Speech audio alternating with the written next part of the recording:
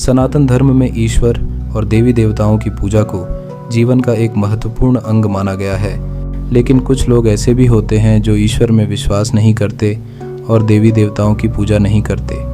इस बारे में भगवान शिव ने एक महत्वपूर्ण उपदेश दिया है।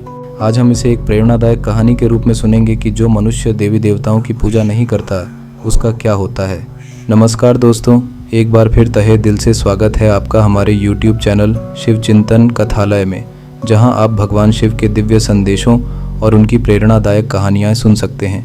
तो दोस्तों, अगर आप भी भगवान शिव के सच्चे भक्त हैं तो इस वीडियो को लाइक करें, चैनल को सब्सक्राइब करें और कमेंट में लिखें हर हर महादेव। हे भोलेनाथ। जो भी भक्त इस वीडियो को लाइक करेगा, चैनल को सब्सक्राइब करेगा और कमेंट में हर हर महादेव लिखेगा, उसका जीवन खुशियों से भर देना। प्राचीन समय की बात है। एक नगर था जिसका राजा अतुल नामक एक पराक्रमी शासक था। वह नास्तिक था और किसी भी देवी देवता में विश्वास नहीं करता था। उसका मानना था कि परिश्रम और बुद्धि से कोई भी कार्य असंभव नहीं है। लेकिन उसके पिता परम आस्तिक थे और भगवान शिव के अनन्य भक्त थे। वे नित्य भगवान शिव की आराधना और ध्यान करते थे। राजा अतुल को यह सब ढोंग और पाखंड लगता था। एक दिन उसने अपने पिता से कहा, पिताश्री, आप क्यों इन व्यर्थ की बातों में समय नष्ट करते हैं? मेहनत और बुद्धि ही सब कुछ है। इस संसार में ईश्वर नाम की कोई चीज़ नहीं होती। राजा के पिता मुस्कुराए और बोले, वत्स, मैं मानता हूँ कि परिश्रम और ज्ञान से बहुत कुछ संभव है, लेकिन आत्मा की शुद्धि और मन की शांति के लिए हमें उस परमात्मा को स्मरण करना चाहिए जिसने इस संपूर्ण सृष्टि की रचना की है। लेकिन राजा अतुल इस बात को नहीं मानता और अपनी राजकाज की जिम्मेदारियों में लग जाता है। कुछ समय बाद अचानक राज्य में एक भयंकर महामारी फैल जाती है। चारों ओर हाहाकार मच जाता है। प्रजा पीड़ा में तड़पने लगती है। लोग मृत्यु को प्राप्त होने लगते हैं। स्थिति इतनी विकट हो जाती है कि राज्य के वैद्य और चिकित्सक भी इसका कोई समाधान नहीं निकाल पाते। राजा के पिता राजा अतुल से कहते हैं, पुत्र, चलो भगवान शिव से प्रार्थना करें, वही हमें इस आपदा से बचा सकते हैं। लेकिन राजा अतुल ठहाका लगाकर कहता है, पिताश्री, कितनी बार समझाऊं? भगवान जैसा कुछ नहीं होता। मैं अपने ज्ञान और परिश्रम से इस समस्या का हल निकालूंगा। राजा रात दिन समाधान खोजने में जुट जाता है, लेकिन कई दिनों के प्रयास के बावजूद कोई उपाय नहीं मिलता। राज्य में मौतों की संख्या बढ़ती जाती है। चारों ओर चीख पुकार मच जाती है। यह सब देखकर राजा अतुल निराश और दुखी हो जाता है। वह अपने पिता के पास जाता है और थके हुए स्वर में कहता है, पिताश्री, मैं हार गया। मैं अपने राज्य की रक्षा नहीं कर पा रहा। मेरे सारे प्रयास निष्फल हो गए। राजा के पिता स्नेह से कहते हैं, पुत्र, यही तो मैंने पहले कहा था। अब भी समय है। भगवान शिव की शरण में जाओ।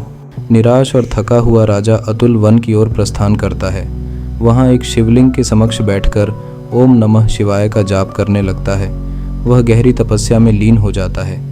उसकी श्रद्धा और भक्ति देखकर भगवान शिव प्रकट होते हैं। भगवान शिव मुस्कुराते हुए कहते हैं, वत्स, उठो, मैं तुम्हारी भक्ति से प्रसन्न हूँ। बताओ, किस संकट में हो? राजा अतुल हाथ जोड़कर कहता है, भगवान, मेरे राज्य में भयंकर महामारी फैली हुई है। मैं अपने ज्ञान और परिश्रम से इसे रोकने में असफल रहा। मेरे पिताश्री कहते हैं कि ईश्वर की भक्ति से ही समस्या का समाधान होगा।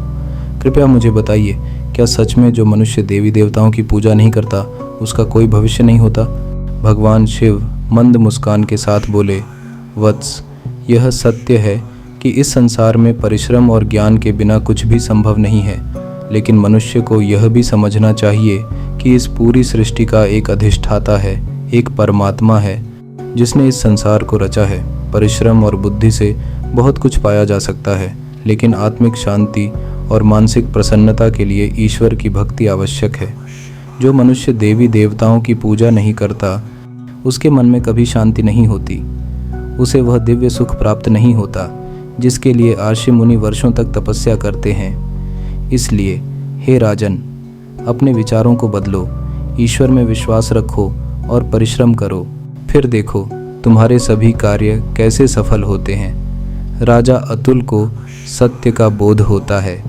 वह भगवान शिव के चरणों में गिरकर क्षमा मांगता है और प्रतिज्ञा करता है कि आगे से वह न केवल परिश्रम और बुद्धि का उपयोग करेगा बल्कि ईश्वर में आस्था भी रखेगा।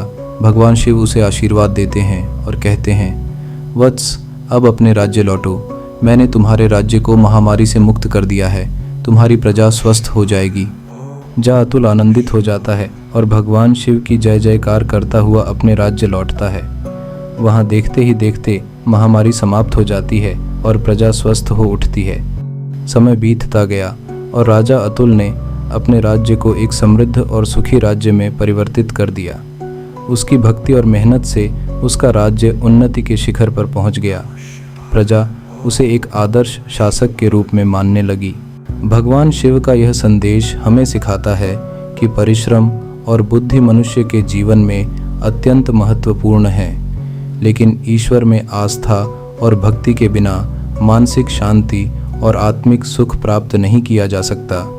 तो दोस्तों, अगर आप भी भगवान शिव के सच्चे भक्त हैं तो इस वीडियो को लाइक करें, चैनल को सब्सक्राइब करें और कमेंट में लिखें हर हर महादेव।